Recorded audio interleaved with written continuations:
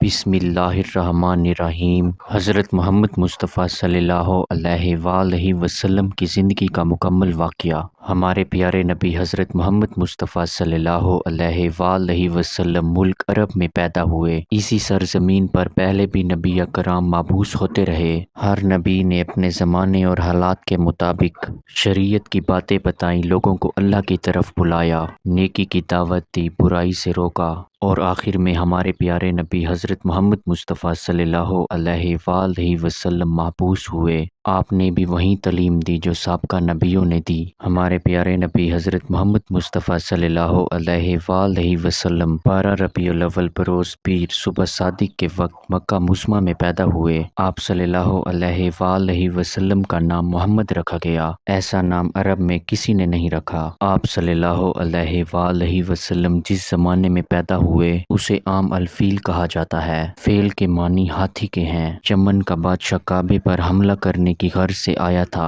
فوج کے سپاہی ہاتھیوں پر سوار تھے۔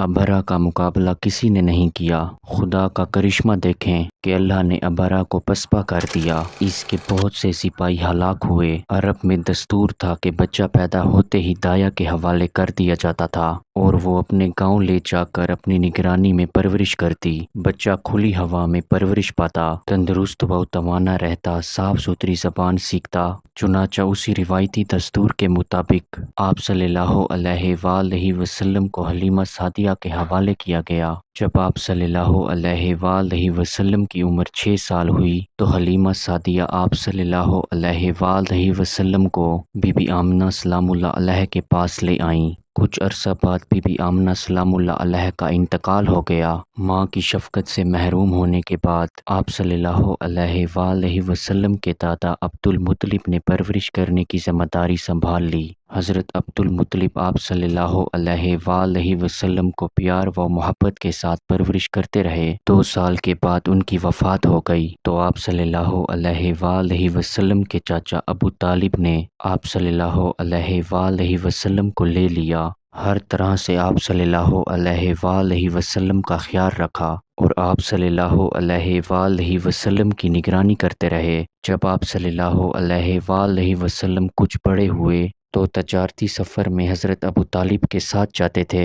آپ صلی اللہ علیہ وآلہ وسلم بکریاں بھی چراتے تھے، اپنے چاچا کے سامان کی رکھوالی بھی کرتے اور بکریاں چرانے کے لیے جنگل لے جاتے۔ آپ صلی اللہ علیہ وآلہ وسلم نے اپنے چاچا ابو طالب کے ہمراہ کئی تجارتی سفر کیے، خرید و فروخت کے طریقے سیکھے۔ سفر کے دوران بہت سے لوگوں سے ملاقات ہوئی، ان سے بات چیت کرنے کا موقع ملا۔ آپ صلی اللہ علیہ وآلہ وسلم اکثر ملک شام جایا کرتے تھے۔ مکہ میں ایک خاتون رہتی تھیں، ان کا نام ختیجہ سلام اللہ علیہ تھا۔ عورت تو تھیں لیکن باصلاحیت تھیں، وہ بھی تجارت کرتی تھیں اور اپنا مال ملک شام بھیجتی تھیں۔ حضرت ختیجہ سلام اللہ علیہ آپ صلی اللہ علیہ وآلہ وسلم کے بارے میں اکثر سنا کرتی تھیں کہ آپ صلی اللہ علیہ وآلہ وسلم ایک کامیاب تاجر ہیں اور آپ صلی اللہ علیہ وآلہ وسلم کی اعلیٰ صفات اور حسن و اخلاق سے بھی واقف تھیں۔ لوگوں کی زبان سے یہ کہتے سنا، آپ صلی اللہ علیہ وآلہ وسلم صادق اور امین ہیں، لوگوں پر رحم کرتے ہیں۔ حضرت ختیجہ سلام اللہ علیہ دل میں کہنے لگی کہ آپ صلی اللہ علیہ وآلہ وسلم سے ملنا چاہیے،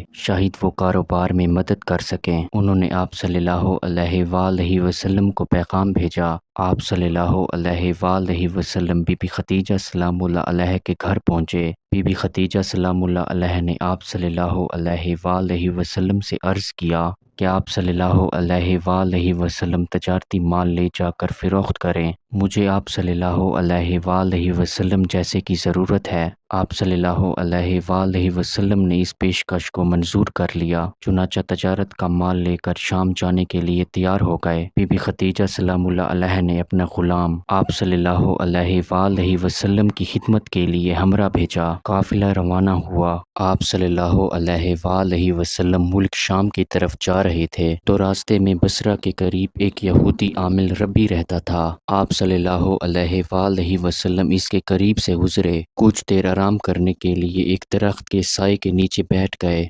ربی نے آپ صلی اللہ علیہ وآلہ وسلم کو خوب غور سے دیکھنا شروع کیا اور میسرہ کو اشارے سے اپنے پاس بلا کر پوچھا، یہ تمہارے ساتھ کون ہے؟ اس نے کہا، اس کا تعلق قبیلہ قریش سے ہے۔ ربی نے کہا، خدا کی قسم، اس درخت کے سائے تلے سوائے نبی کے کوئی نہیں بیٹھتا۔ کاش میں اس وقت تک زندہ رہتا جب اس کو نبوت ملتی۔ شام کے سفر سے واپس لوٹے، مال فروخت کرنے کے بعد جو رقم حاصل کی، آپ صلی اللہ علیہ وآلہ وسلم نے بی بی خدیجہ سلام اللہ علیہ کے حوالے کی۔ بی بی خدیجہ سلام اللہ علیہ نے میسرہ سے سفر میں پیش آنے والی حالات دریافت کی اور آپ صلی اللہ علیہ وآلہ وسلم کے بارے میں بھی پوچھا۔ میسرہ نے سفر کے دوران پیش آنے والے واقعات اور آپ صلی اللہ علیہ وآلہ وسلم کے صالح کردار کے بارے میں سب کچھ تفصیل سے بتا دیا۔ میسرہ نے جو باتیں بتائیں اس سے آپ بہت متاثر ہوئیں اور آپ صلی اللہ علیہ وآلہ وسلم کی زوجت میں آنے کے لیے آپ صلی اللہ